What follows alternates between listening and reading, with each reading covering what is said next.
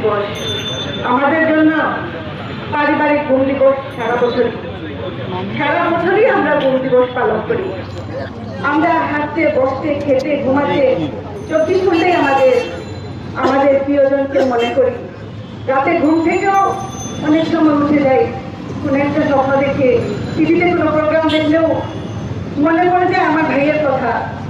যে কোনো পরিস্থিতিতেই আমি আমার ভাইকে সবসময় স্মরণ করি। এরকম তো হওয়ার কথা ছিল না।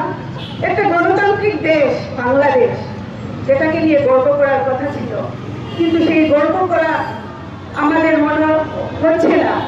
কারণ এই গণতান্ত্রিক দেশে একটা মানুষকে কেন এভাবে গুম করা হবে, কেন গুম করা হবে, নির্বিচারে গুম করা হবে? সারা বাংলাদেশ থেকে 650-এর উপরে মানুষকে গুম করা হয়েছে এই ফ্যাসিস্ট হাসিনা সরকার তার